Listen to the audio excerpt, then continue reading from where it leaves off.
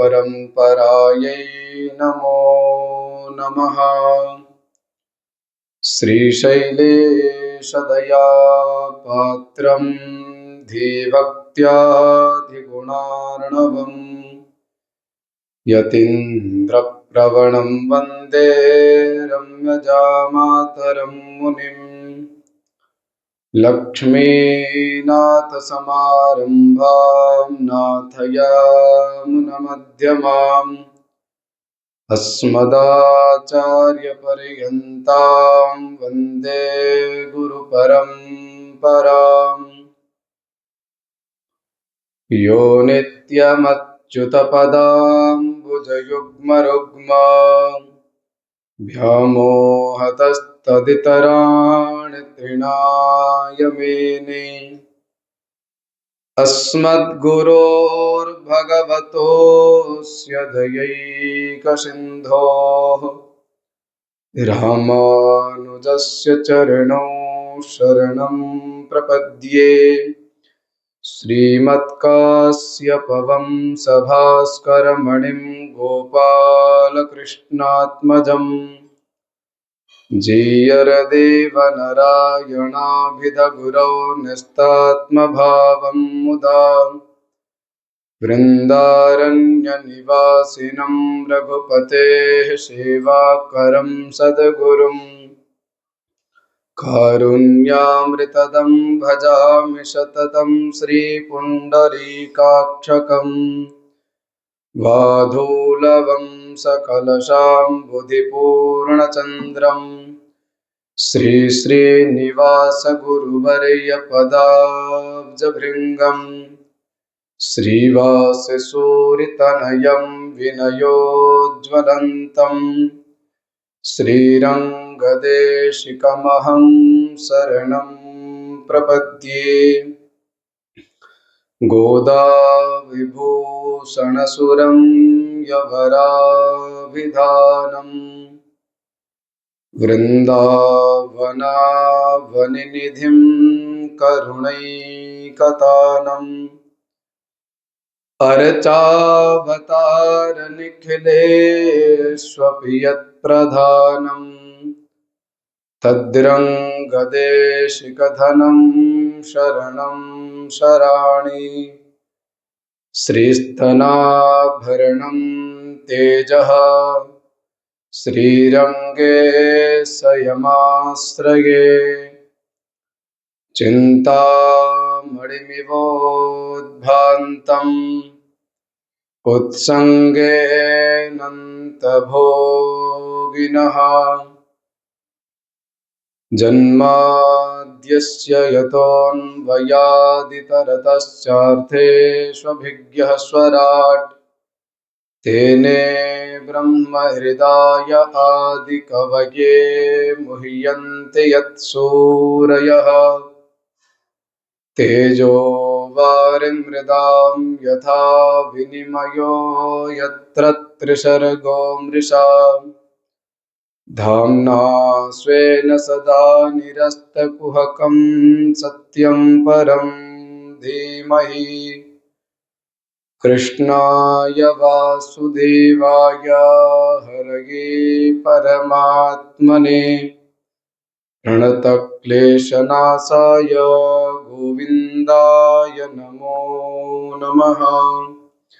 बोलिए भागवत भगवान की, श्री वेदव्यास भगवान की, श्री सुखदेव भगवान की, श्री वृंदावन धाम की, श्री वृंदावन बिहारी लाल की, श्री गोदारमन्नार भगवान की, श्री लक्ष्मी नारायण भगवान की, श्री भाष्यकार श्री रामानुज स्वामी जी महाराज की, समस्त पूर्वाचार्यों की, समस्त वैष्णवाचार्यों की, समस्त वैष्णव भागवत संगोष्ठी की, श्री हनुमान जी महाराज की जय। जय श्रीमन्नारायण। जय जय श्री भाष्यकार। आइए सभी लोग मिलकर 2 बार भगवान नाम संकीर्तन करें, फिर कथा में प्रवेश करें। जय जय श्यामा, जय जय श्याम, जय जय श्री वृंदावन धाम। जय जय श्यामा, जय जय श्याम, जय जय श्री वृंदावन धाम। जय जय श्यामा, जय जय श्याम, जय जय श्री वृंदावन धाम। प्यारे राधा प्यारो श्याम, प्यारो है वृंदावन धाम। प्यारे राधा प्यारो श्याम, प्यारो है वृंदावन धाम। जय जय रुक्मिणी, जय घनश्याम, जय जय श्री पूरद्वारिका धाम। जय जय रुक्मिणी, जय घनश्याम, जय जय श्री पूरद्वारिका धाम।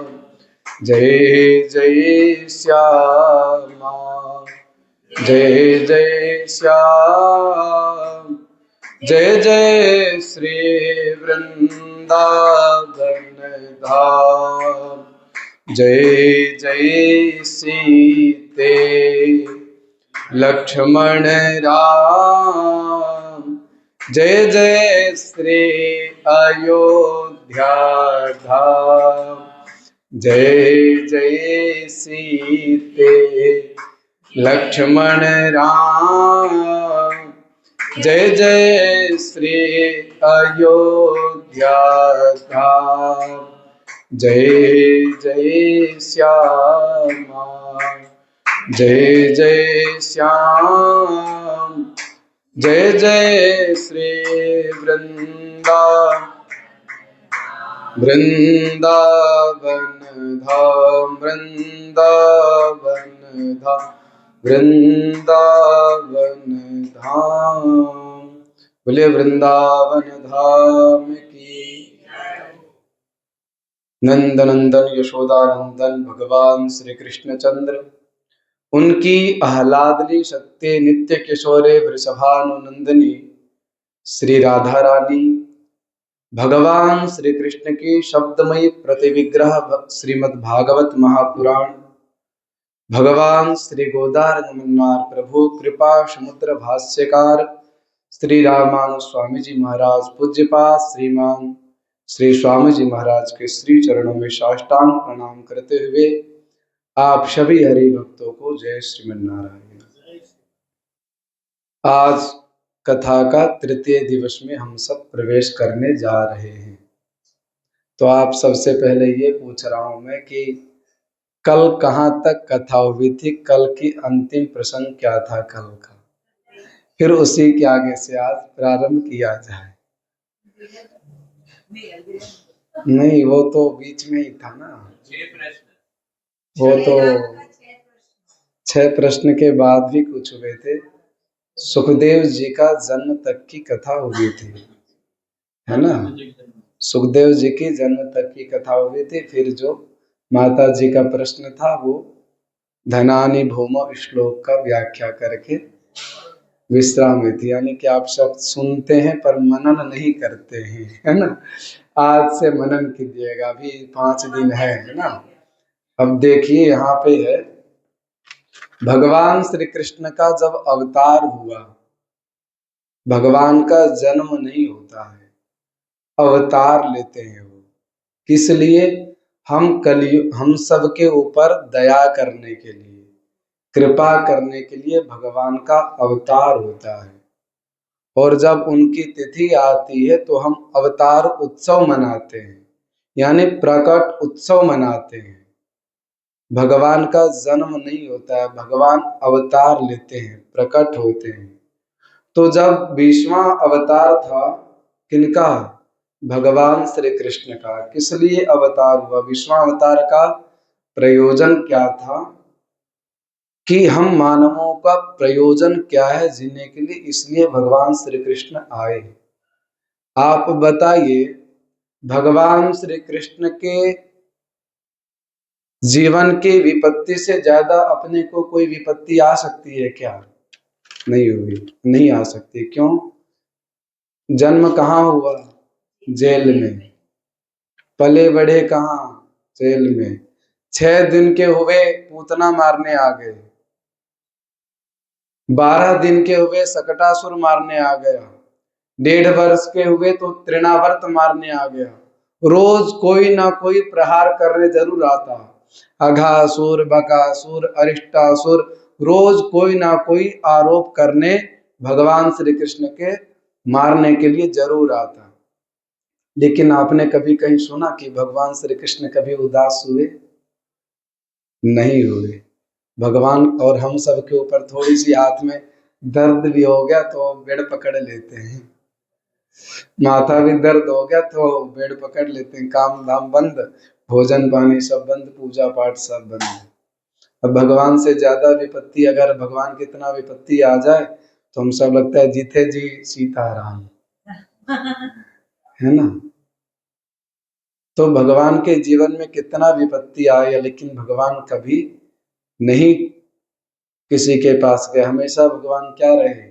मुस्कुराते रहे, चैन की बंसी बजाते रहे। उसी प्रकार हम सबको भी वही शिक्षा भगवान देते हैं कि जीवन में कितनों बड़ी विपत्ति आ जाए, हमेशा मन में एक भाव रखना चाहिए। क्या? हमारा उदाहरण स्वरूप मान लीजिए अभी सर दर्द हो रहा है, तो किस कारण हो रहा है ये कारण नहीं देखना चाहिए, तुरंत भाव में होना चाहिए, करे हो सकता है कोई बहुत बड़ी बीमारी होगी हमारे में, इसलिए भगवान ने छोटे से कार्य में सर दर्द से निकाल दिया। हमें चोट लग गया, एक नाखून, एक उंगली टूट गई, तो हो सकता है तुरंत भाव लाना चाहिए, हो सकता है पूरा हाथ टूटने वाला था, लेकिन भगवान ने छोटी सी काम में उंगली तोड़ करके रख दी। ऐसे करके तुरंत मन में लाना चाहिए, ऐसा भाव लाना चाहिए।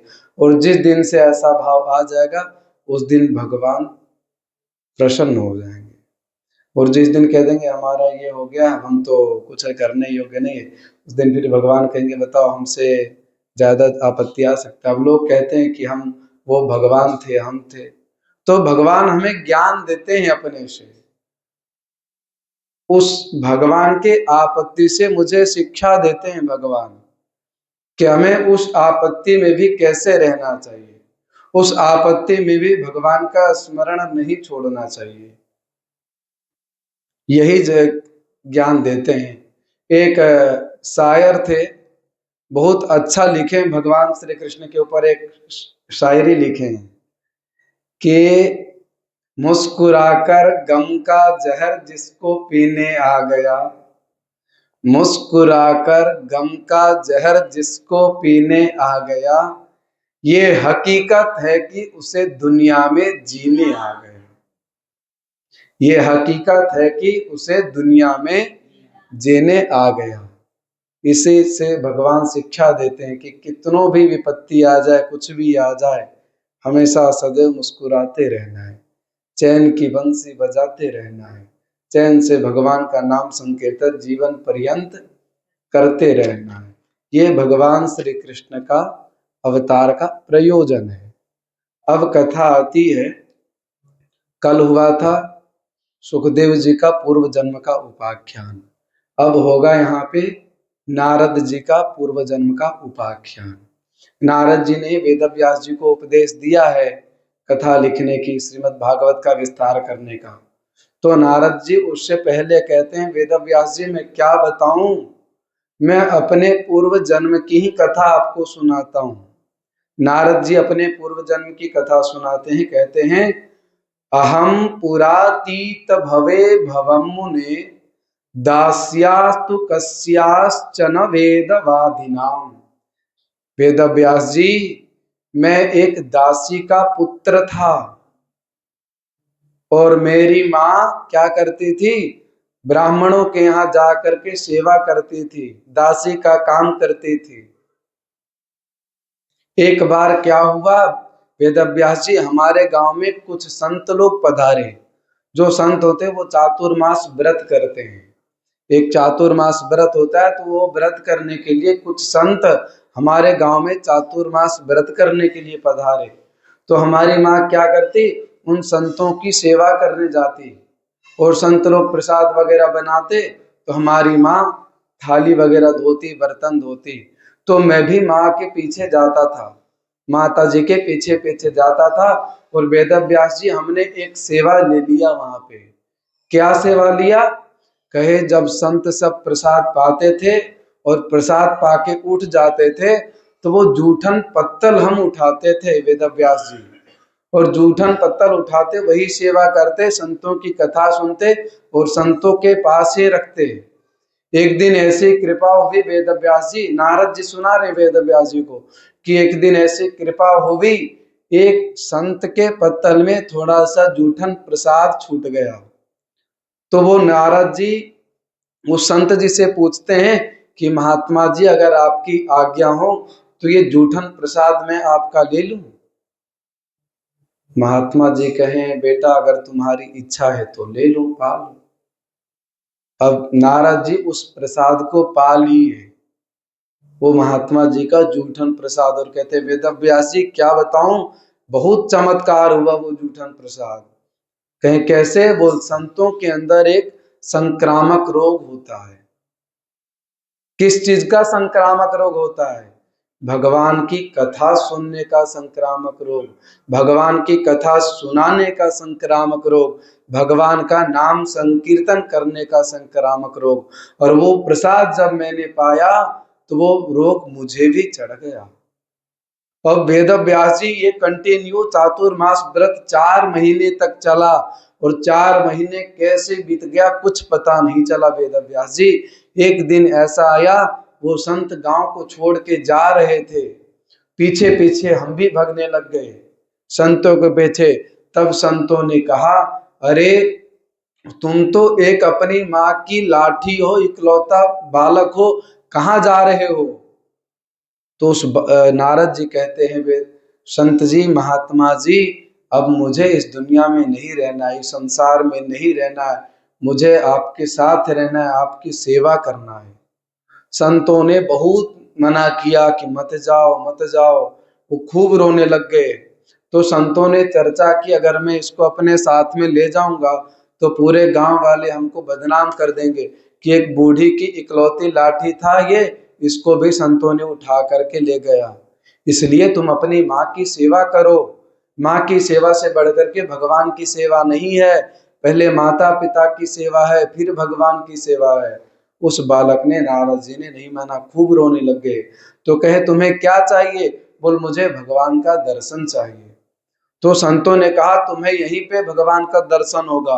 कहें कैसे होगा, बोल जाओ हम एक मंत्र देते हैं, इस मंत्र का तुम जप करना, तुम्हें भगवान अवश्य दर्शन देंगे। तो भागवत जी में एक श्लोक है, नमो भगवते तुभ्यं वासुदेवाय धीमहि प्रद्युम्नाय निरुद्धाय नमः शंकरषणाय च।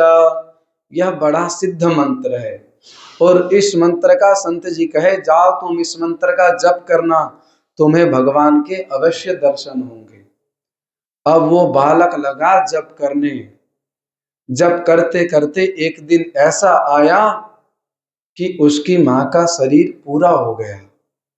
सभी पूरे गांव वाले गए उस बालक के पास कहने के लिए कि नारद जी, नारद जी अपने पूर्व जन्म के उपाख्यान में कह रहे हैं, उस बालक के पास गए और कह रहे, पूरे गांव वाले कह रहे कि बेटा तुम्हें एक बात बताऊं, कष्ट नहीं हो तो उस बालक ने पूछा बताओ। बोल बेटा धैर्य रखना अपने मन में, पूरे गांव रो रहे हैं। तो रो रो करके कहते बेटा जो तुम्हारी दासी माँ थी ना, उसका आज शरीर पूरा हो गया। तो वो बालक पता है क्या कहते, वेद व्यास जी मैं पूरे संसार रो रहा था, पूरे गांव वाले रो रहे थे, लेकिन मैं अंदर से प्रसन्न हो रहा था। अरे इस मंत्र ने तो चमत्कार कर दिया। संसार में एक मेरी माया थी माँ, आज वो भी मुझे छोड़ के चले गई। अब तो मैं तुरंत भगवान के दर्शन कर लूंगा। और जल्दी जल्दी आए वो बालक, आए अपना गांव, माँ का सारा क्रियाकर्म निपटा करके दौड़ लगा दिए उत्तराखंड की ओर। और दौड़ते दौड़ते गए, एक कहीं नदी सरोवर था, उसमें स्नान किए। और स्नान करने के बाद कुछ दूर चले तो एक पीपल का वृक्ष दिखा, वहीं पे बैठ गए जप करने। कहते ओम नमो भगवते तुभ्यं वासुदेवाय धीमहि प्रद्युम्नाय निरुद्धाय नमः शंकरषणाय च। इसका निरंतर जप करते रहते, निरंतर जप करते रहते। और क्या हुआ, जप करते करते कभी कभी दिखाई दिए भगवान की, दर्शन हुए, फिर गायब हो जाते। अब तो वो और व्याकुल हुआ। तब आवाज आई, बेटा अभी तुम्हारी भक्ति कच्ची है, तुम्हारी जब अगला जन्म होगा तब तुम्हें हमारा दर्शन होगा। अभी तुम्हारी भक्ति ये कच्ची है। अविपक्व कसायाणाम दुर्दशोहम कुयोगिनाम। जब तुम्हारा अगला जन्म होगा तब तुम्हें हमारा दर्शन तुरंत होगा। अब तो वो बालक परेशान हो गए कि इस शरीर को कैसे खत्म करूं जल्द से, और ताकि मैं भगवान का दर्शन करूं। अब वो परेशान हो गए। एक दिन उस मंत्र का जप करते करते ऐसा चमत्कार हुआ, बिजली की तार उसी बालक पे गिर गया, वही शरीर पूरा हुआ। और जैसे शरीर पूरा हुआ, वो बालक क्या हुआ, ब्रह्मा जी के गोद से तुरंत पैदा हुए।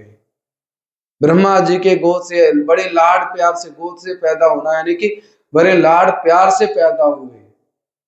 और पैदा होते हुए जन्म लेते ही क्षीर सागर में दौड़ लगा दी नारद जी। वेद व्यास जी क्या बताऊं, मैं ब्रह्मा जी के गोद से पैदा होकर के दौड़ लगा दिया क्षीर सागर की ओर, और क्षीर सागर में जाकर के जी भर के भगवान का दर्शन किया, एक एक अंग भगवान का दर्शन किया। तो वेद व्यास जी संतों के प्रसाद के जूठा में ये है, एक संतों के प्रसाद से हमें ये आता है, ये मिलता है। भक्ति ऐसी होनी चाहिए। संतों के प्रसाद को पाना, ब्राह्मणों के प्रसाद को पाना, ये संक्रामक रोग होता है, ऐसा रोग हम सबको भी मिलता है। एक बहुत अच्छी कथा आती है भक्तमाल में, कृष्णदास जी की बहुत अच्छा लीला आता है भक्तमाल में। कृष्णदास जी थे, वो कहीं कथा सुने कि नित्य 12 साल का कोई कुछ नियम ले ले तो 12 साल के बाद 13वें साल के प्रथम दिवस में जिसको चाहे, जहां चाहे, जिस देवता को चाहे वहां पे प्रकट कर सकते हैं।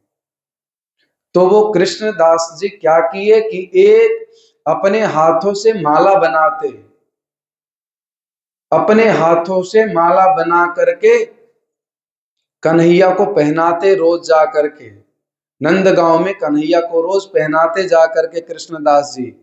और कहते कि ठाकुर जी, कन्हैया मुझे कोई इच्छा नहीं है आपको माला पहनाने की, बस एक इच्छा है, एक उद्देश्य है। हम किसी संत के मुख से कथा सुने कि 12 वर्ष का नियम लेने के बाद 13वें वर्ष के प्रथम दिवस में जिस रूप में चाहे, जहां चाहे वहां पे भगवान को प्रकट कर सकते हैं। तो कन्हैया 12 वर्ष तो हम आपकी सेवा नित्य निरंतर करेंगे, लेकिन 13वें वर्ष का जब पहला दिन आएगा कन्हैया, मैं आपके पास ना हूं, आप मेरे पास आना। अब कृष्णदास जी लगे, इसको प्रारंभ किए। धूप आए, बारिश आए, पत्थर गिरे, पानी गिरे, सर्दी जुकाम बुखार कुछ भी हो, कृष्णदास जी अपने हाथों से माला बनाते और नंद गांव में जा करके भगवान को पहनाते। क्रिया करते करते 2 साल हो गया। कहते लाला अब बह गए हो 2 साल, 10 साल बचो है लाला, इच्छा पतो है ना तुम्हें? 13वें वर्ष के प्रथम दिवस में तू आएगो मेरे पास, मैं ना आऊंगा। लाला सेवा करते कहते लाला आज मोहे से वो 5 वर्ष पूरे है गए हो लाला, 5 वर्ष मेरी सेवा की पूरी हो गई, 8 वर्ष बचा है लाला। 13वें वर्ष का प्रथम दिवस याद है ना? जरूर आइयो हम मोए कुटिया पे। भगवान आराम से माला पहनते और कृष्णदास की माला पहन करके भगवान इतना गदगद, इतना प्रसन्न होते कि बता नहीं सकते। धीरे धीरे करते करते 10 साल पूरा हुआ। लाला 10 साल है गयो पूरा, 2 साल बचो है लाला, जरूर आइयो। लाला 1 महीना बचो है अब, 11 वर्ष 11 महीना पूरा है गयो लाला, 1 महीना बचो है, जरूर आइयो। कृष्णदास जी आराम से रोज माला पहनाते जाते। आज है 12वें वर्ष का पूरा अंतिम दिन। सुंदर सी माला बना करके नंद भवन में पहुंचे हैं कृष्णदास जी, भगवान को माला पहनाए हैं। कह रहे लाला अब मोही सेवा भयो पूरे, हमारे 12 वर्ष पूरे हो गए लाला, कल 13वें वर्ष का प्रथम दिवस है लाला, आपको आना होगा मेरे दरवाजे पे, तुम्हें काजे में 56 भोग बना के रखूंगा लाला, सुंदर सुंदर माला बना के रखूंगा, माला गैयन के खातिर भी माला बना के रखूंगा लाला, ग्वाल बाल के साथ भगवान आते हैं ना तो उन सब के लिए भी माला बना के रखेंगे लाला। पूरी करके जब मंदिर से लौट रहे थे तो पीछे से लौट रहे थे, जैसे आगे से इधर गए और वापस होते समय पीछे से मुड़ करके आए, लाला अब मैं कल नहीं आऊंगा। इसका मकसद ये, मंदिर जब जाते हैं तो अक्सर लोग क्या करते हैं, दर्शन करके पीछे से फिर निकलते हैं।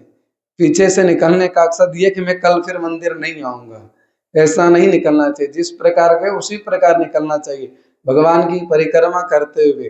तो कृष्णदास जी पीछे से मुड़ करके निकले। कहें लाला 13वां वर्ष का पहला दिन कल है, याद रखना जरूर आइयो, तुम्हें कादे 56 भोग बना के रखूंगा।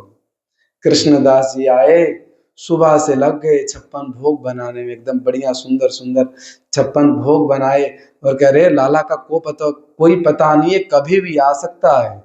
और कृष्णदास जी रास्ता देखते, अभी कन्हैया बाल भोग कर रहे होगो, बाल भोग करके आएगो, अभी कन्हैया का आरती मंगला श्रृंगार आरती होयो होगो, अब आएगो थोड़ी देर में, पर आएगो जरूर।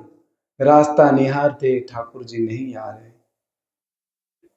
फिर सोचे अरे नाना, धूप की किरणें से वो समय देख लेते थे कृष्णदास जी, फिर कहते अरे ना अब राजभोग को समय हैरो है, राजभोग करके कन्हैया आएगो, पर आएगो जरूर।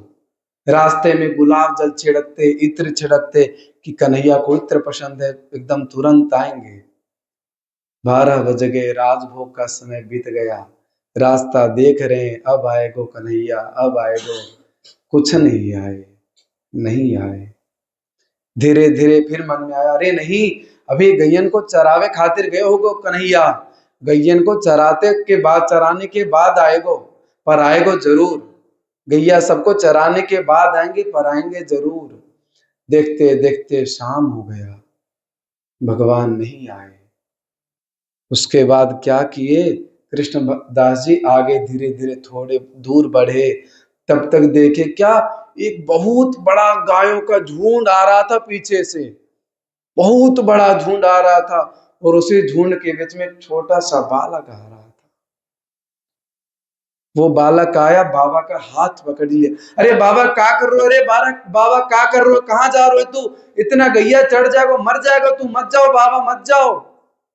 बाबा रुक गए, अरे कहाँ जा रहे हो, अरे क्या बताऊं छलिया, 12 वर्ष से मैं माला पहना रहा हूं तुम्हें उन्हें, 13वां वर्ष वादा किया वो मेरे घर पे आएगो, आज 13वां वर्ष का पहला दिन है, ना आयो है। क्या बताऊं, वो काजे देखो 56 भोग बनाए हैं। बाबा बैठ जाओ, भी बैठ जाओ, गैयन पार हो जाइयो, पार हो जाएगी गैया सब, तब जाना आप। बाबा भी बैठ जाओ। कृष्णदास जी बैठ गए बड़े प्रेम से। तो उस बालक कहते, बाबा इसमें देसी घी का सुगंध आ रहा है, क्या क्या है इसमें बाबा? तो कृष्णदास जी कहते हैं, क्या बताऊं, भगवान के लिए 56 भोग बनाए हैं। तो वो बालक कहता है, अरे बाबा कन्हैया नहीं आएगो, मुझे भूख लग रो है, 56 भोग मुझे खिला दो। तो ठीक है चलो, अपन दोनों खा लेते हैं। अब कृष्णदास जी सारे पोटली खोले कि चलो दोनों लोग अपन 56 भोग खा लेते हैं यहीं पे। तो वो जो छोटे से बालक थे वो कहें, बाबा मुझे हाथ में गोबर लग रो है, तो खिला दे अपने हाथ से, गोबर लग रो मुझे हाथ में। तो बाबा कहें, हैं वो छलिया भी मोते से 12 साल सेवा करवा लियो, आयो नहीं है, तुम भी मुंह से सेवा करवा रहे हो, तुम सब एक ही राशि के सब हो, सेवा केवल करवाओ और कुछ नहीं करवाओ मेरे से। बाबा क्या करे बाबा, मुझे खवा दो बाबा। कृष्णदास जी निकाले, अपने से खिला रहे हैं प्रसाद को, खूब आनंद आ रहा है। खिलाते खिलाते खिलाते खिलाते वो जो बालक था रोने लग गया खूब। अरे काबियो क्यों रो रहे हो, क्यों रो रहे हो? कि बाबा आज माला तेने नहीं पहनाया, बाबा आज तेने माला नहीं पहनाया, 12 साल से तेरू माला मैं पहन रहा हूं, और आपकी माला को पहन करके इतना मन हृदय गदगद होता है, इतनी प्रसन्नता होती है हृदय में कि उसकी व्याख्या नहीं कर सकता हूं। बाबा कहें, आज तो तुम्हें माला नहीं पहनाऊंगा मैं। 12 वर्ष तुम्हारी सेवा किया, 12 वर्ष तुम्हें माला पहनाया हूं। अगर मैं 12 वर्ष नहीं, 6 वर्ष ही जाके बरसाना में राधा रानी को अगर माला पहनाते तो वो 6 वर्ष में ही मेरे पास आते। आज तो ये माला राधा रानी के चरणों में ही जाएगा। बाबा माला पहना दे बाबा। ना, बहुत नटखट है, बहुत परेशान किए, आज तो ये माला नहीं पहनाऊंगा। और बाबा चुपचाप से जा करके बाबा कहे, आज से मेरो नाम भी चेंज, आज से कृष्णदास नहीं, आज से मेरो नाम राधा दास। और बरसाना में जा करके वो माला राधा रानी के स्त्री चरणों में पहनाई। तो भक्ति ऐसी होनी चाहिए। देखिए भगवान आए कि नहीं आए, क्या कहे, बाबा आज माला तने नहीं पहना है, आज आपने माला नहीं पहना है। बाबा भी अडिग रह गए, कोई बात नहीं ठीक है, पर दर्शन तो दिए ना कहीं दर्शन तो दिए। तो इसी प्रकार कुछ नियम अपने जीवन में ले लेंगे तो भगवान कभी ना कभी जरूर कृपा करेंगे। भगवान जरूर कृपा करते। कल बताया था ना कि भगवान के ऊपर कर्ज हो जाता है, हम अगर कुछ नहीं करते तो भगवान अपने माथे पे सोचते हैं कि हमारा बोझ हो गया है, इसको जरूर पूर्ण करो। इससे ज्ञान मिलता है नारद जी के पूर्व उपाख्यान से, और भक्ति करनी चाहिए कृष्णदास की तरह। अब यहाँ पे आता है कलयुग की महिमा। एक बार क्या हुआ कि एक वृषभ ब्रह्मादयो बहुतिथम यदपांग मोक्षः कामस्तपः समचरन् भगवत् प्रपन्नाः शास्त्री स्ववासमरविन्दवनं विहाय यत्पादसौभगमलं भजते नुरक्ता। बड़े बड़े ब्रह्मादि जिनके चरण स्पर्श के लिए तरसते हैं, वह भगवान द्वारिकाधीश हमारे होकर चरण रख कर चले जाते हैं। एक बार क्या हुआ, उसी समय महाराज परीक्षित दृष्टि के सामने एक दृश्य दिखाई दिया।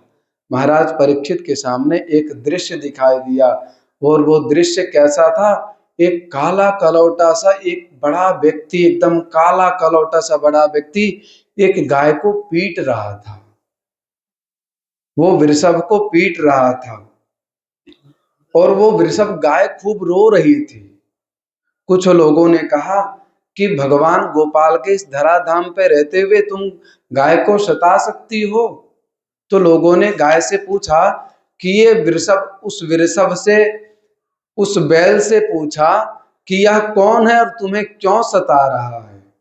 तब महाराज उसने कहा कि हमें दुख देने वाला है कौन।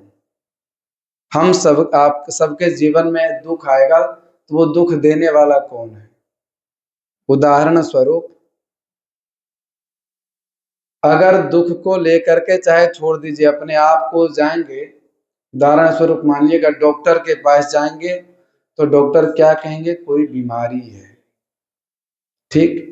उसी दुख को लेकर के कोई ज्योतिषाचार्य के पास जाएंगे तो वो ज्योतिषाचार्य क्या कहेंगे कि कोई ग्रह है जो तुम्हें सता रहा है। और उसी दुख को लेकर के कोई तांत्रिक के पास जाएंगे तो वो तांत्रिक क्या कहेगा, तुम्हारा कोई नजर लग गया, कोई तुम्हारे ऊपर क्या कहते हैं उसको, उल्टा सीधा कुछ काला जादू कर दिया है। तो बताओ ये हमें क्या कहेंगे, किससे पूछेंगे। हमारे जीवन में दुख आए तो क्या कहें। फिर कहे हमारे जीवन में दुख देने वाला कौन है। कहा महाराज अब द्वापर का अंत हो गया है। इसी को गोस्वामी तुलसीदास जी कहते हैं, काहु न को सुख दुख कर दाता, निज कृत कर्म भोग सब भ्राता। कुछ लोग कहते हैं कि ये तो दुख सुख कुछ होता नहीं है, अपने किए हुए कर्मों का भुगतान, अपने पूर्व जन्म का प्रारब्ध है। तो महाराज ये कलयुग, अब द्वापर का अंत हो गया है, कलयुग आने वाला है, और ये जो पीट रहा है ये कलयुग है। तो कहें अभी गोपाल के रहते हुए कलयुग प्रवेश नहीं कर सकता है, बोला अब कलयुग आने वाला है। फिर कहे पतितम पादयोर्वीरः कृपया दीन वत्सलः, शरण्यो नावधिच्छलोक्या आह चेदम हसन्निव। हे दीन वत्सल, मैं आपके चरण में हूं। तो भगवान श्री कृष्ण के पांडवों ने, वंशजों से हमने सुना है आप शरणागत हो, और अगर आपके कोई शरणागत हो जाए तो आप उसकी रक्षा करते हो। वो कलयुग ने कहा कि मैं आपके शरणागत हो गया हूं, तब तक मुझे यहाँ पे इस धराधाम पे रहने के लिए कोई स्थान दे दीजिए। तो अब देखिए कलयुग को 4 जगह स्थान दिया है। कहाँ कहाँ। पहले कहा कलिना धर्ममित्रेणा धरेयम बाधिताधुना। कलयुग जो है ये अधर्म का ही मित्र है। जितने अधर्म चीज है सब जगह कलयुग दिख रहा है।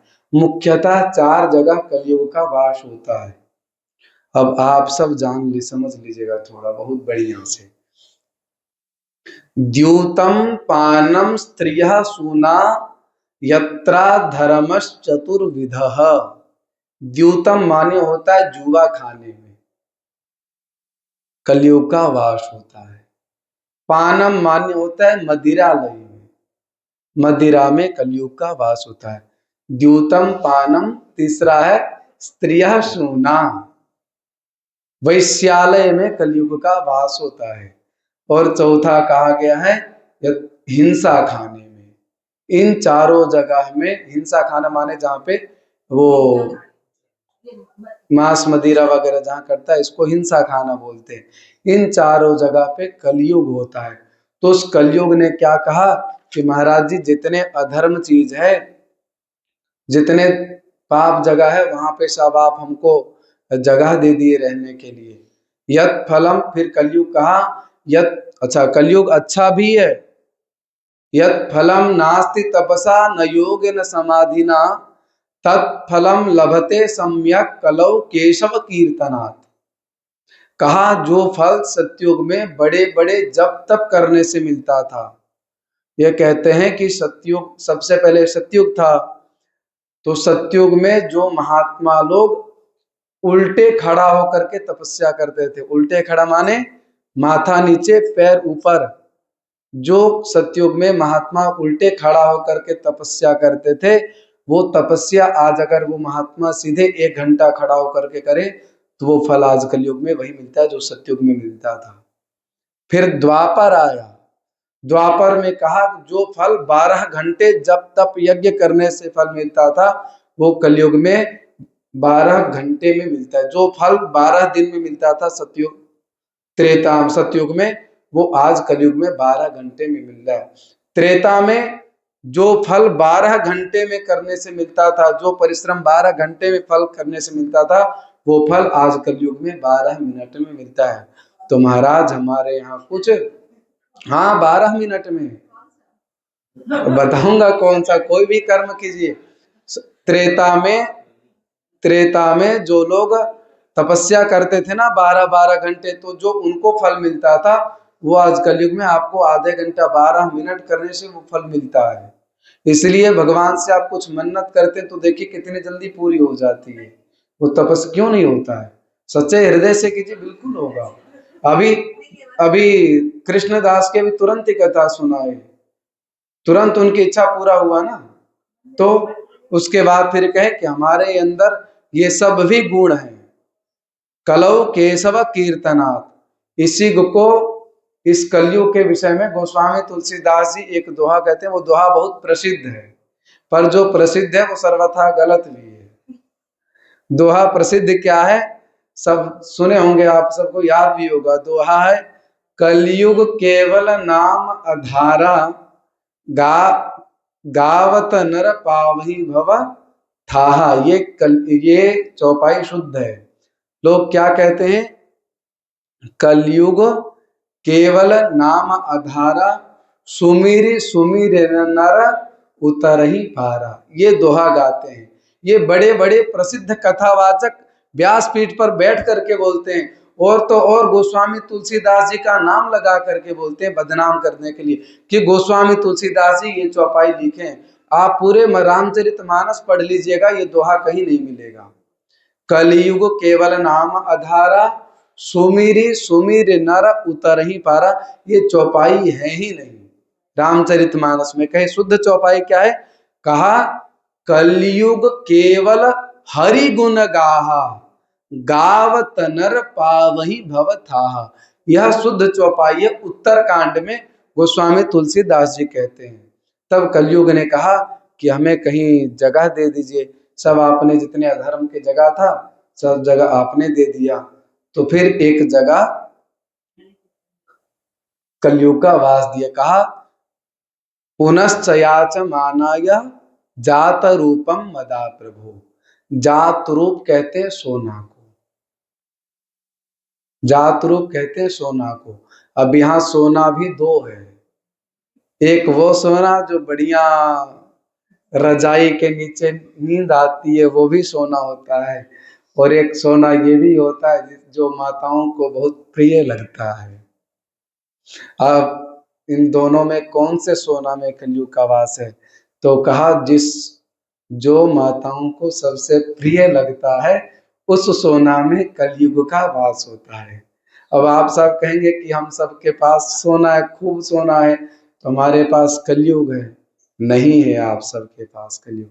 कहा धर्मोपार्जित जो सोना है उसमें कृष्ण है, और अधर्मोपार्जित जो सोना है उसमें कलयुग है। धर्मोपार्जित माने हम अपने परिश्रम से सोना करके सोना खरीदे बनवाए, इसमें कृष्ण है। अब शादी विवाह में तो सोना मिलता ही है, देखिएगा उसमें भी कलयुग रहता है।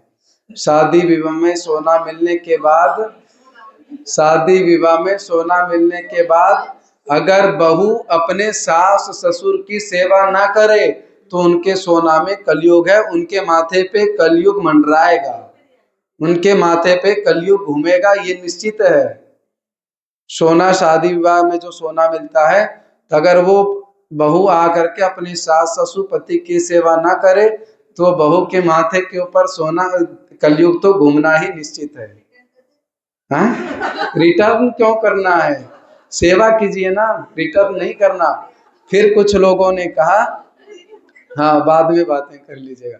फिर संतों ने कहा देखिए आप गृहस्थों लोग तो चलो सेवा कर लेते हैं आप सब, तो आप सबके पास में कलयुग नहीं है, धर्मोपार्जित सोना है आप सबका। कुछ संतों ने जिक्र किया कि महाराज हमें तो गृहस्थ में नहीं, हमें तो हमारे पास भी खूब सोना चांदी चांदी दे देते हैं लोग, हम सबको भी दान कर देते हैं। तो क्या करें, हम सबके ऊपर कलयुग का वास है। तो गोस्वामी तुलसीदास जी एक दोहा में कहते हैं, तुम ही निवेदित भोजन करहि, प्रभु प्रसाद पट भूषण धरहि। जो हमारे पास आता है वो हम पहले भगवान को निवेदित कर देते हैं। तुम ही निवेदित भोजन करहि, हमारे पास जो आया सब हम पहले भगवान को निवेदित कर देते हैं, फिर हम उसको लेते हैं और क्या कहते हैं, प्रभु प्रसाद पट भूषण धरहि। फिर वो जो हम लेते हैं वो भगवत स्वरूप हो जाता है हमारे पास, वो भगवान का प्रसाद हो जाता है हमारे पास। तो संतों के पास भी ऐसा नहीं है।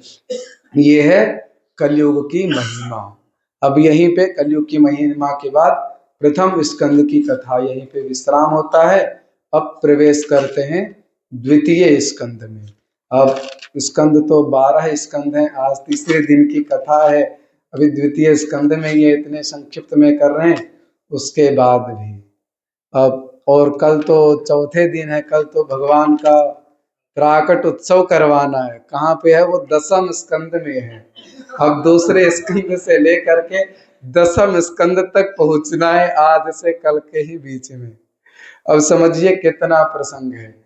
दूसरे स्कंद को संक्षिप्त में हम सुन लेते हैं, फिर तीसरे स्कंद में पहुंचते हैं। आज तीसरे स्कंद तक सुन ही लेते हैं, फिर कल से ध्रुव चरित से चौथे स्कंद से धड़ाधड़ किए राम जन्म के बाद सीधा कृष्ण जन्म पे कूद जाएंगे, है ना। दूसरे स्कंद में चतुश्लोक श्रीमद् भागवत है। पहले चतुश्लोक श्रीमद् भागवत ही था। भगवान नारायण के मुख से चतुश्लोकी भागवत भगवान श्रीमन नारायण ने लिखा। फिर वो ब्रह्मा जी को उपदेश किए, ब्रह्मा जी ने नारद जी को उपदेश किया, नारद जी ने वेद व्यास जी को उपदेश दिया, और वेद व्यास जी अपने पुत्र सुखदेव जी को दिए। सुखदेव जी किनको सुनाए, सूत जी को सुनाए, और सूत जी किनको सुनाए, राजा परीक्षित को सुनाए। यह है परंपरा चला आया है। तो ये भागवत की जो परंपरा है यह भगवान श्रीमन नारायण से है। भगवान श्रीमन नारायण ने ब्रह्मा जी को उपदेश किया 4 श्लोकों में। वह 4 श्लोक आप सब श्रवण कीजिए। अहमेवा समेवाग्रे नान्यद् यत्सदसत्परम् पश्चादहं यदेतच्च यो वशिष्येत सोऽस्म्यहम् ऋतेर्थं यत् प्रतीयेत न प्रतीयेत चात्मनि तद्विद्यादात्मनो मायां यथा भासो यथा तमः यथा महान्ति भूतानि भूतेषुच्चावचेष्वनो प्रविष्टान्यप्रविष्टानि तथा तेषु न तेष्वहम् एतावदेव जिज्ञास्यं तत्त्वजिज्ञासुनात्मनः अनवव्यतिरेकाभ्यां यत्स्यात् सर्वत्र सर्वदा। यह 4 श्लोक है।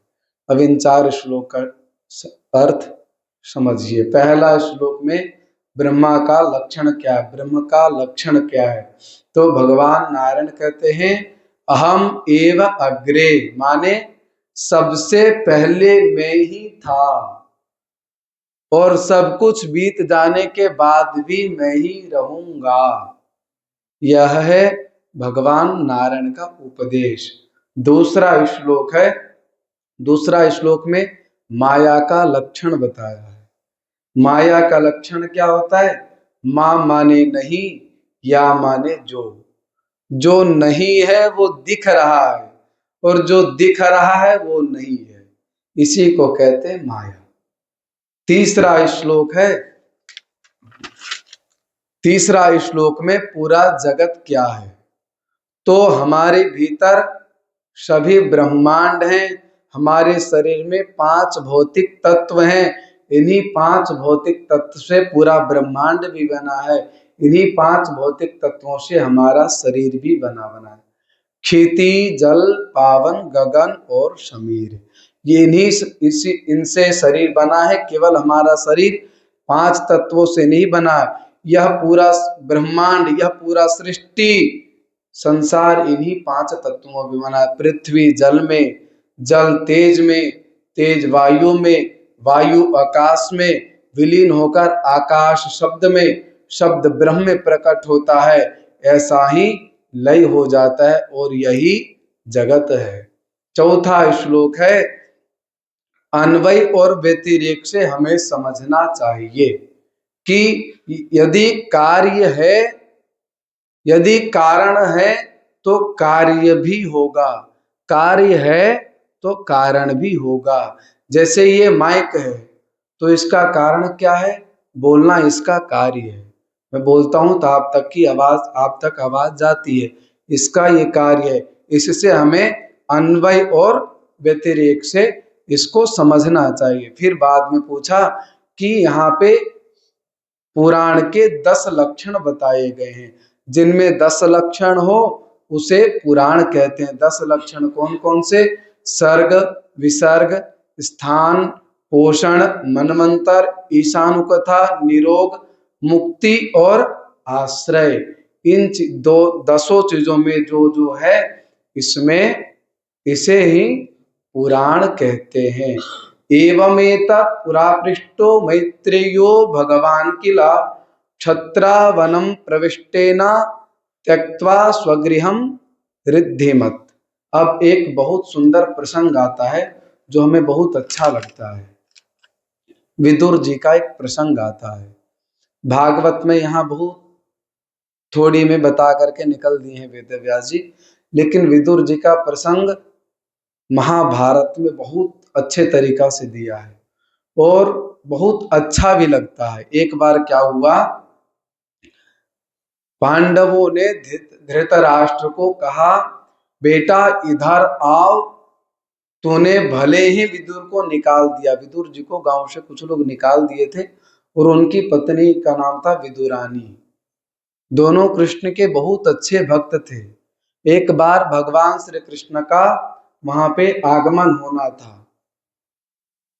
हस्तिनापुर में भगवान श्री कृष्ण का आगमन होना था। तो जब भगवान आते हैं तो कितने लोग दर्शन करते हैं। देखिए हमारे यहाँ मंदिरों में जैसे कोई त्योहार आता है, भगवान बाहर दर्शन देने आते हैं, कितनी भीड़ भड़ाका होती है। तो साक्षात जगत नियंता जगदाधार भगवान श्री कृष्ण जब हस्तिनापुर में जा रहे हैं तो कितनी भीड़ भड़ाका होगी, खूब भीड़ भड़ाका है। और उस भीड़ भड़ाका में विदुर चाचा और विदुरानी चाची प्रार्थना करते हैं कि हे भगवान श्री कृष्ण, आपके दर्शन तो हमें होंगे कि नहीं होंगे पता नहीं है, पर अगर आप मुझे एक झलक देख लें तो हमारा जीवन धन्य हो जाएगा। हमें इस आंखों से भगवान के दर्शन हो तो ठीक है, और अगर दर्शन हो तो करते ही हैं, लेकिन यह आंख तभी धन्य होगा, यह शरीर उसी दिन धन्य होगा जिस दिन भगवान उस नेत्र से मुझे देख ले, उसी दिन यह शरीर धन्य होगा। इसी प्रकार विदुर चाचा विदुरानी चाची परिश्रम करते। विदुरानी चाची कहती, अरे भगवान श्री कृष्ण आ रहे हैं हस्तिनापुर में, चलते हैं थोड़ा दर्शन कराते हैं। विदुर चाचा कहते, अरे वहां इतनी भीड़ होगी, उस भीड़ में हमें कौन पूछेगा, हम कहाँ दब के मर जाएंगे उस भीड़ में, नहीं जा पाएंगे, घर में ही रहो। भगवान की कृष्ण की बहुत परम भक्त थी और जितने भक्त विदुर चाचा थे उससे कई गुना ज्यादा भक्तिन हमारी विदुरानी चाची थी। घर से प्रार्थना करके निकले, हे श्री कृष्णचंद्र प्रभु, आप हमारे यहाँ आना प्रसाद पाने। सामर्थ्य तो नहीं है पर हृदय से बुलाता हूँ, प्रसाद पाने जरूर आइएगा। इतना कह करके निकले। एकदम पूरा खचाखच हस्तिनापुर में भीड़ भरी थी एकदम। अब उस भीड़ में विदुर चाचा विदुरानी चाची क्या किए, भीड़ में तो नहीं गए। एक टीला सा, एक मतलब ऊंचा में कुछ टीला बोलते हैं ना, इधर क्या बोलते हैं उसको, हाँ खंबा नहीं मतलब, हाँ टीला सा कुछ, मतलब ऊंचे स्थान पे खड़े हो गए, सीधा यही समझ लीजिए। विदुर चाचा विदुरानी चाची ऊंचे स्थान पे खड़े हो गए और वो आंखों से निहार रहे हैं। विदुर चाचा विदुरानी चाची भगवान श्री कृष्ण को देख रहे हैं और जब भगवान श्री कृष्ण हस्तिनापुर में प्रवेश किए तो किसी को नहीं देख रहे हैं। भगवान की आंखें किनको खोज रहा है? विदुर चाचा, विदुरानी चाची को। हमारे विदुर चाचा कहाँ हैं? विदुरानी चाची कहाँ हैं? और भगवान श्री कृष्ण देख रहे हैं, ठाकुर जी किधर है, देख रहे हैं। तो दूर से भगवान को दर्शन दिख गया और मन में विदुरानी चाची श्री कृष्ण रात भर जपती कि हो सकता है रात भर जपेंगे तो कल थोड़ा कृपा कर दें। तो दूर से ही जब भगवान श्री कृष्ण देखे तो विदुर चाचा और विदुरानी चाची से कही, चाची जी राम राम, चाचा जी राम राम। ये राम राम की परंपरा बहुत पहले से आया है। आज हम सब वृंदावन वाले राधे राधे भले बना दिए, पर राम राम की परंपरा तो बहुत पहले से है। तो भगवान बोले, विदुर चाचा, विदुरानी चाची राम राम। तुरंत वो राम राम की ध्वनि विदुरानी चाची के कान में चला गया। विदुरानी चाची विदुर चाचा से कहते, अरे सुनते हो क्या? अरे भगवान श्री कृष्ण मुझे आवाज दिए, राम राम बोले। तो विदुर चाचा कहते, अरे इतना हल्ला में तुम्हें सुनाई दिया, रात भर तुम श्री कृष्ण जपियो, वही तुम्हारे कान में बज रहा होगा। हमें वो आवाज देंगे? वो जगत नियंता जगताधार है, हमें कैसे आवाज देंगे? अरे नहीं नहीं, हम बोले प्रसाद पाने हमारे घर आइएगा। चलो चलो घर जल्दी चलो, प्रसाद बना करके रखते हैं, उनका कोई ठिकाना नहीं, वो छलिया कभी भी पहुंच जाएगा घर पे। अब वहां से विदुर चाचा विदुरानी चाची अपने घर को आ गए। विदुर चाचा चले गए सब्जी लाने कि कुछ प्रसाद वगैरह फल वगैरह लाएंगे, भगवान को पवाएंगे। तब तक क्या देखे, भगवान श्री कृष्ण के लिए वहां पे हस्तिनापुर में पांडवों ने एकदम 56 भोग बना करके रखे हैं। भगवान श्री कृष्ण ने तुरंत मना कर दिया। हमने क्या कहे, हम जैसे हस्तिनापुर में आए हैं, हमें सबसे पहला निमंत्रण मिला है विदुर चाचा के यहाँ से, और हम विदुर चाचा के यहाँ ही जा करके प्रसाद को पाएंगे। भगवान श्री कृष्ण विदुर चाचा के घर पे जाके दरवाजा ठुकठुकाते हैं, चाची जी राम राम, गेट खोलो, मैं आ गया। उनकी आवाज सुनाई देता है, नहीं खुले। फिर दूसरी बार आवाज आई, चाची जी राम राम, गेट खोलो, मैं आ गया। गेट खोले तो साक्षात भगवान श्री कृष्ण दिखे हैं। अब विदुरानी चाची की होश तो देखिए, एक सुंदर सा पाटा बिछाए लाए कि इस पे भगवान को बिठाएंगे, और भगवान को प्रसाद पवाने में इतनी विदुरानी चाची मगन हो गई हैं कि भगवान को पाटा पे नहीं बैठाया, पाटा के बगल में कूड़े वगैरह जहां जमा करते हैं ना, उस कूड़े पे बिठा दिया, इतनी बेहोश में है। और भगवान का प्रेम तो देखिए, भगवान प्रेम से उस कूड़े पे बैठ भी गए और बैठ करके कहते हैं, चाची जी आपने निमंत्रण दिया था, मैं आ गया, अब कुछ प्रसाद पवाइए। अब बात तो इतनी गरीबी थी कि घर में कुछ खाने का भी नहीं है। चाची जी बार बार रसोई जाती, ये बर्तन देखती, वो बर्तन देखती, अरे कुछ तो निकल जाए, नहीं आता। भगवान आवाज देते, चाची जी भूख लग रही है, कुछ प्रसाद ले आओ। चाची जी उधर से आती है, हाँ हाँ बस वो बन रहा है, आ रहे हैं लाला, आ रहे बस बन रहे, आ रहे हैं। फिर थोड़ी देर देखते, 2 मिनट हो गया, फिर आवाज आता, चाची जी भूख और तेज बढ़ रही है। चाची जी तो व्याकुल हो गई, परेशान हो गई, क्या करें। परेशान होकर के फिर तीसरी आवाज आई, चाची जी अब भूख सहन नहीं हो रहा है। विदुरानी चाची कहीं बस कन्हैया आ रहे हैं, 2 मिनट आ रहे हैं।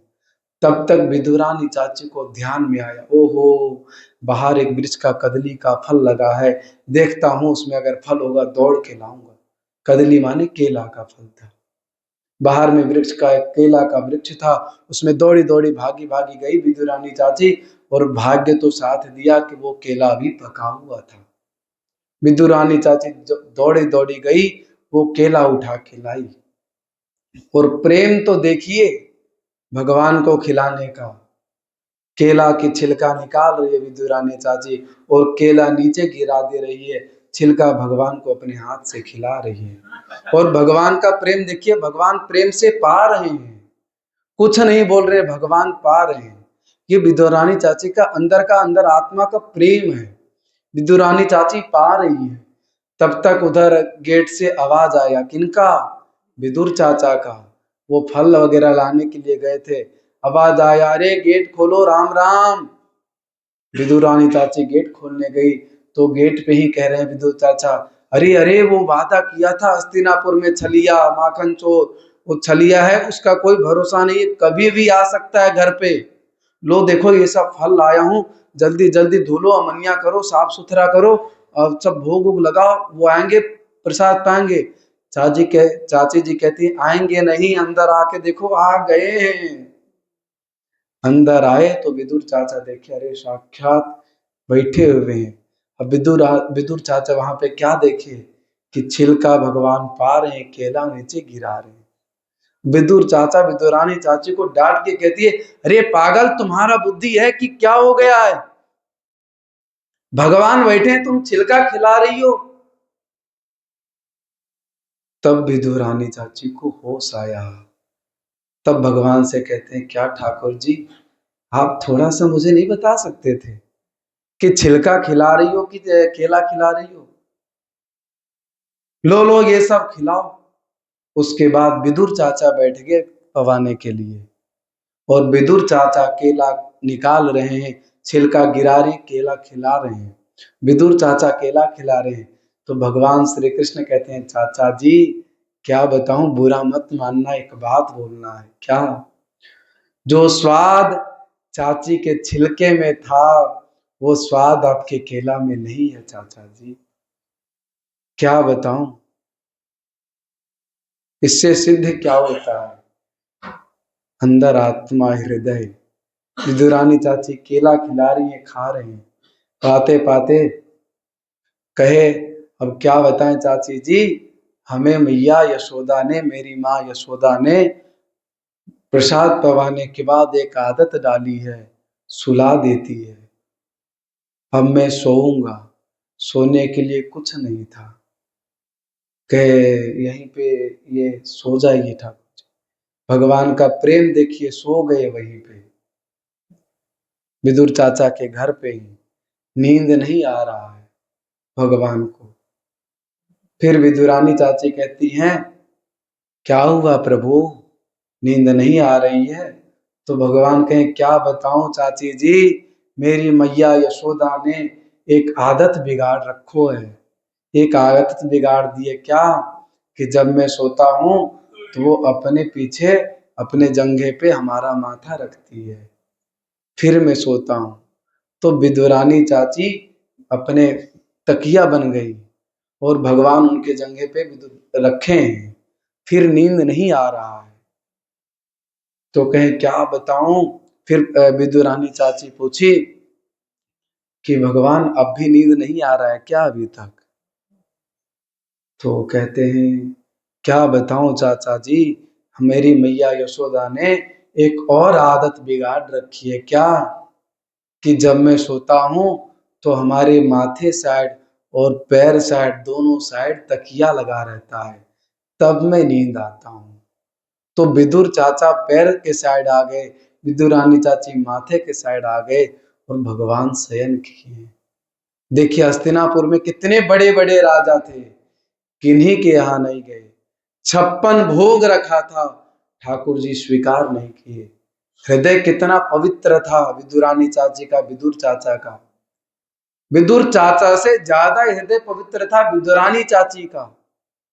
भगवान श्री कृष्ण जब वहीं से कहते, चाची जी राम राम, सुनाई तो नहीं दिया लेकिन अंदर आत्मा तुरंत आवाज दे दी कि मुझे भगवान राम राम बोले हैं। और जब विदुरानी चाची विदुर चाचा को बोले तो कहते, अरे तुम्हारा कान बज रहा होगा। लेकिन ये प्रेम देखो भगवान का और एक भक्त का। तो ये विदुर चाचा है और विदुरानी चाची हैं जिनको भगवान के तकिया बनने का भी सौभाग्य प्राप्त हुआ है। ऐसे प्रसंग हैं तृतीय स्कंध में।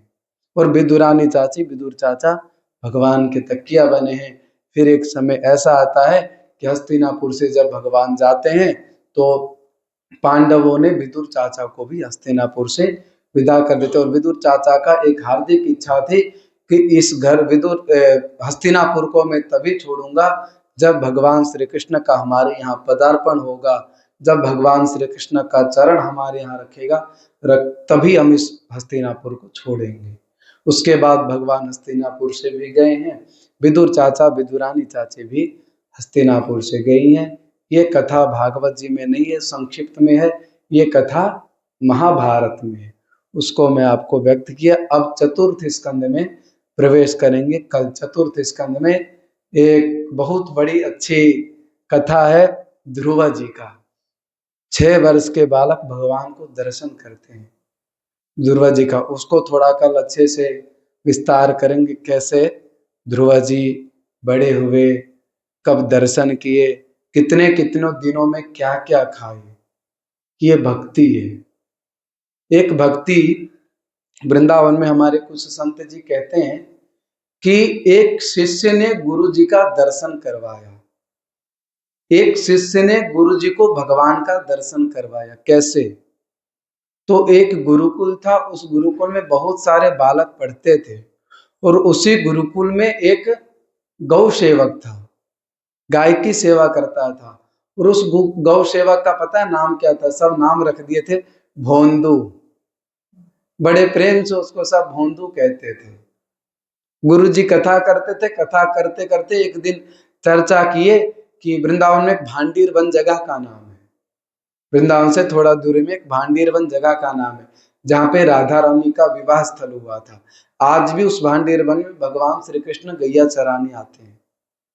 तो उस भांडीर वन में भगवान गुरु जी कथा सुना रहे थे कि वो भांडीर वन है, वहां पे भगवान गैया चराने आते हैं। तो उस भक्त ने पूछा कौन? भोंदू। अच्छा, जो भोंदू होता है ना वो बहुत सीधा सरल रहता है, लोग उसको कहते भोंदू, बहुत अच्छे होता है, कहते ये भोंदू है। अब भोंदू पता आज के समय में किसको कहते हैं? जिसको कुछ नहीं आता जाता हो, जो ऐसे लावारिस पड़ा रहे, उसी को कहते हैं भोंदू।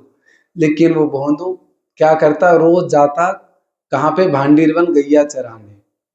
और जब गुरुजी कहे कि भांडीर वन में आज भी भगवान गैया चराने आते हैं, तो भोंदू पूछता अरे गुरुजी भांडीर वन में? गुरुजी ने कहा हाँ, आज भी भगवान भांडीर वन में गैया चराने आते हैं। अरे गुरुजी मैं तो वर्षों से जा रहा हूं, मुझे दर्शन ही नहीं दिए भगवान, आपके तो भांडीर वन में गैया चराने आते हैं, आए नहीं है। तो तुमको पता नहीं था ना, तुमने भांडीर वन में बस गैया चराते थे, भगवान को ढूंढे नहीं। गुरुजी मैं कल जाऊंगा तो भगवान को ढूंढ के आऊंगा। गए, अब भोंदू जाते थे तो अपने साथ में रोटी दाल वगैरह लेकर जाते थे। कल गए गैया चराने, असंख्य गाय लेकर के जाते थे भोंदू भांडीर वन में गैया को चराने। अब जब वहां गैया चराते तो भोंदू आसपास घूमता था और भोंदू को पता था कि यहाँ भगवान भी आते हैं गैया चराने। तो भोंदू भगवान को ढूंढ रहा था कि भगवान किधर गैया चराते, मैं भी रोज उधर ही चराऊंगा ताकि रोज भगवान का दर्शन हो। तो एक दिन घूमते घूमते जा रहा था, देखा क्या? एक गायों का असंख्य झुंड आ रहा था और उसी असंख्य गायों की, असंख्य गाय के झुंड में एक छोटे से बालक आ रहे थे, पीला पीला पीतांबर पहने, एकदम सुंदर सी ओट, आंखों की नैना झलकते हुए आ रहे थे। तब तक भोंदू ने देखा अरे वो ठाकुर जी हैं। जैसे भोंदू ने देखा भगवान को, हृदय गदगद हो गया, खूब लेट के प्रणाम किया। तो भगवान बैठ गए, भोंदू बैठ गए। फिर भोंदू कहते हैं भगवान से अरे आप वही हो ना जिनकी कथा मेरे गुरुजी सुनाते हैं?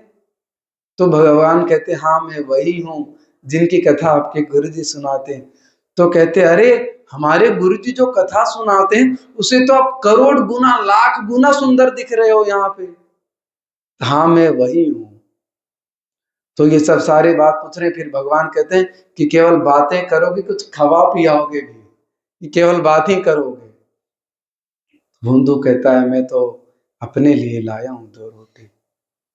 आप पालो। भोंदू अपनी रोटी भगवान को पवा दिया। एक दिन चला गया, रोटी पा करके, प्रसाद पा करके भगवान अपने ओर चले गए, दूसरे ओर भोंदू चला गया। दूसरे दिन फिर जब गुरुकुल गया तो वो भोंदू ने गुरुजी को बताया नहीं। अब जब जो रसोई बनाते वो प्रसाद दे देते जब भोंदू को भांडीर बन के लिए पाने के लिए, तो भोंदू ने कहा कि गुरुजी आज थोड़ी प्रसाद ज्यादा दे दीजिएगा। तो गुरुजी ने पूछा, अरे तुम तो 2 रोटी पाते थे, आज ज्यादा क्यों लेना है?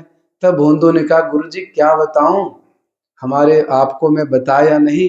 आपने जो कथा सुना रहा था ना कि भांडीर वन में आज भी भगवान आते हैं गैया चराने, कल भगवान आए थे और मेरे हिस्सा की रोटी पा लिए थे, इसलिए आज मैं 2 रोटी ज्यादा लेकर जा रहा हूँ।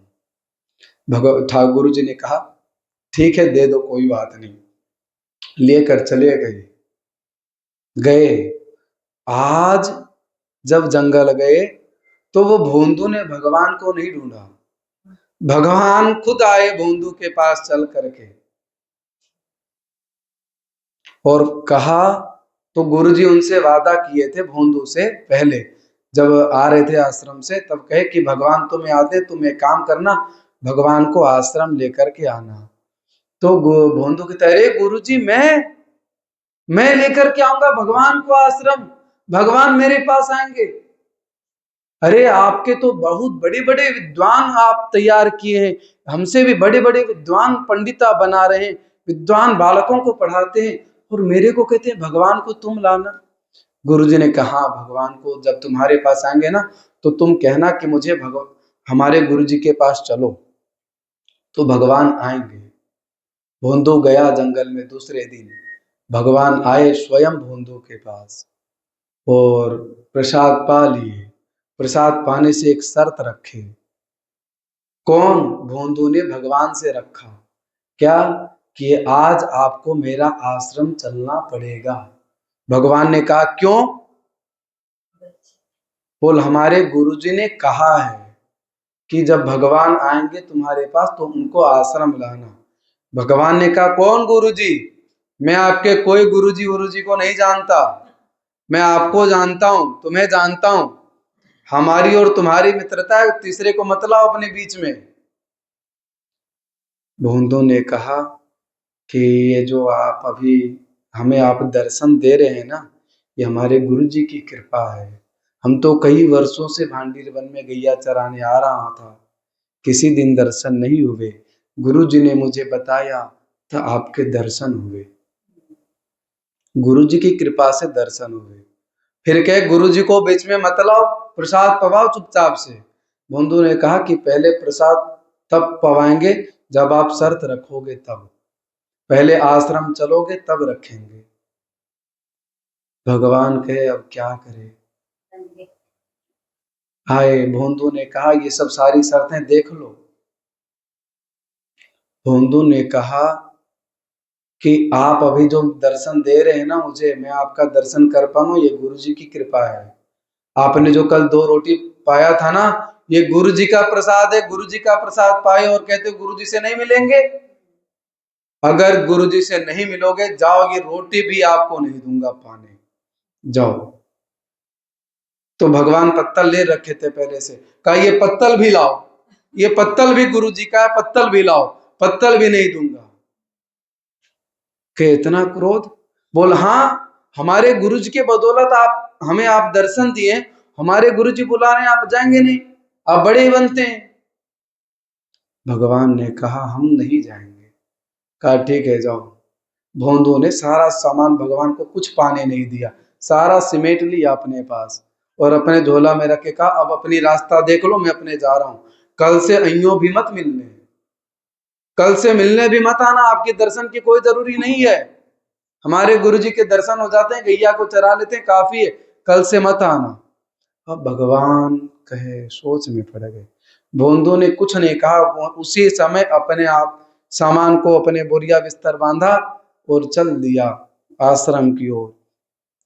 पीछे से भगवान दौड़ते हुए गए भोंदू के पास और भोंदू के कमर पे चढ़ गए और कहते तुम जहां लेकर के चलोगे मैं वहां जाऊंगा, बस तुम हमसे दूर मत होना। भगवान कहे भोंदू से, और भोंदू के कमर पे भगवान चढ़ करके जा रहे हैं आश्रम।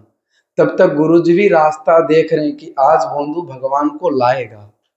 तब तक गुरुजी ने भी देखा कि एक असंख्य गाय आ रहे हैं, असंख्य गाय जाते थे भोंदू लेकर के, तो असंख्य गायों के बीच में हमारा भोंदू आ रहा है, और भोंदू के पीछे भगवान श्री कृष्ण कमर पे लटके हुए आ रहे हैं। अब जब आश्रम में पहुंचे, गुरु जी ने देखा तो भगवान को प्रणाम नहीं किया,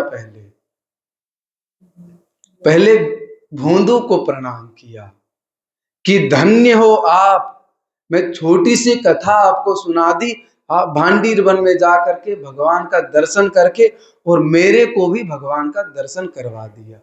इतने बालकों को हमने पढ़ा दिया, आज तक भगवान के दर्शन नहीं हुए, इतनी कथाएं कर दी, आज तक भगवान के दर्शन नहीं हुए, तुम्हें एक छोटी सी बात बता दिया, तुमने तो मेरा भगवान का दर्शन करा दिया। इससे ज्ञान क्या मिलता है कि जीवन में सरलता होना चाहिए, जीवन में सरलता होना चाहिए। अगर भोंदू को, अच्छा भोंदू को सब लोग भोंदू बोलते थे, वो कुछ बुरा नहीं मानता था, और जब गुरुजी पढ़ाते थे तो वो सबसे पीछे बैठते थे जा करके और सुनते थे, और बस उतना ही उनके दिमाग में आया कि भांडीर वन में आज भी भगवान आते हैं। और ये कथा ज्यादा पुरानी 60-70 वर्ष पुरानी कथा है। आज भी भांडीर वन में, हमारे वृंदावन में ऐसे ऐसे लीला होते हैं। तो ये हमें जीवन, ये विदुर जी के प्रसंग से, भोंदू की कथा से ये शिक्षा मिलता है कि हमें जीवन में सरलता बनना चाहिए। अब कल ध्रुव जी के प्रसंग में आएगा। ध्रुव जी 5 वर्ष की अवस्था में भगवान को पा लिए थे, 5 वर्ष की अवस्था में भगवान को पा लिए थे, और एक जगह बैठे थे। ध्रुव जी इतने तपस्या में लीन हो गए थे कि नारद जी कहते थे हमेशा कि मैं भक्तों को दर्शन देता था, आज मैं एक भक्त का दर्शन करने जा रहा हूं। भगवान दर्शन देते हैं, लेकिन ध्रुव जी को भगवान दर्शन करने आ रहे हैं। ऐसे ध्रुव चरित्र के माध्यम से हम कल सुनेंगे। कल कौन कौन से प्रसंग होगा? ध्रुव जी का चरित्र होगा, पंचम स्कंद में नरकों का उपाख्यान होगा, 28 प्रकार के नरक हैं, उस वो नरकों का वर्णन होगा। अजामिल का उपाख्यान होगा पंचम स्कंद में। षष्ठम स्कंद में अजामिल का उपाख्यान होगा। सप्तम स्कंद में नरसिंह भगवान का अवतार होगा। अष्टम स्कंद में भगवती महारानी लक्ष्मी का प्रकट होगा, वामन भगवान का प्रकट उत्सव होगा, और नवम स्कंद में राम जी आएंगे, और दसम स्कंद के शुरू में कृष्ण भगवान का प्रकट उत्सव होगा। तो कल इतना उत्सव है, कल इतने सारे उत्सव में आप सब तैयार होकर के आइएगा। कल विशेष उत्सव मनाया जाएगा, कृष्ण जन्मोत्सव, कृष्ण प्राकट उत्सव मनाया जाएगा। सब लोग पीला पीला बढ़िया पहन के आइएगा, भगवान का प्राकट उत्सव मनाएंगे। और परसों जो है भगवान की, परसों की कथा बहुत प्यारी लगती है मुझे। 5वें दिन की कथा बहुत सुंदर, एकदम पूरे ब्रज भाषा में है। भगवान कैसे कैसे बड़े हुए, कैसे कैसे पले, कैसे कैसे माखन चोरी करते हैं, ये बहुत आनंद आता है। फिर गोवर्धन पर्वत उठाए, ये परसों की कथा में सुनेंगे। आज की कथा को यही विश्राम। अब 2 बार भगवान नाम संकीर्तन, फिर आरती। कोई मैया कह रही थी कि भजन गा दीजिएगा। अब भजन तो मेरे को आता नहीं है गाने, और संगीत के बगैर भजन का आनंद भी नहीं आता है। और आप कहीं हैं तो इसी टूटी फूटी आवाज से भजन एक सुना देता हूँ।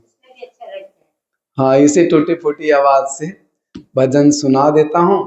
इस भजन का भाव है, तेरे बगैर सावरिया जिया नहीं जाए। सुनिएगा, इसका भावार्थ निकालिएगा अंदर में। तेरे बगैर सावरिया जिया नहीं जाए, तू आके बाह पकड़ लो तो कोई बात बने, तेरे बगैर सवरिया जिया नहीं जाए। तू आके बाह पकड़ लो तो कोई बात बने, तेरे बगैर सवरिया जिया नहीं जाए। तू आके बाह पकड़ लो तो कोई बात बने, न जाने कौन सी बाकी अदा तुम्हारी है, न जाने कौन सी बाकी अदा तुम्हारी है। हजारों लाखों मिटे हैं ये ऐसी प्यारी है, वहीं पे हम को मिटावो तो कोई बात बने, तेरे बगैर सवरिया जिया नहीं जाए। तू आके बाह पकड़ लो तो कोई बात बने, जहाँ श्री राधा जो संग में रमण करो प्यारे, जहाँ श्री राधा जो संग में रमण करो प्यारे, वो जमुना जी का किनारा वो कुंज है प्यारे, वहीं पे हम को बसा ले तो कोई बात बने, तेरे बगैर सावरिया जिया नहीं जाए। तू आके बाह पकड़ लो तो कोई बात बने, तेरे बगैर सवरिया जिया नहीं जाए। तू आके बाह पकड़ लो तो कोई बात बने। बोलो राधा रानी सरकार की, भागवत भगवान की, श्री वेदव्यास भगवान की, श्री भाष्यकार श्री रामानुज स्वामी जी महाराज की, समस्त पूर्वाचार्यों की, समस्त वैष्णवाचार्यों की, जगत जननी गौ माता की, सत्य सनातन वैदिक धर्म की, आज के आनंद की, जय जय श्री राधे। अब सभी लोग खड़े हो जाइए, बड़े भाव से बड़े प्रेम से आरती करिए। कथा में आनंद आया कल और इससे भी अच्छा हुआ। हाँ।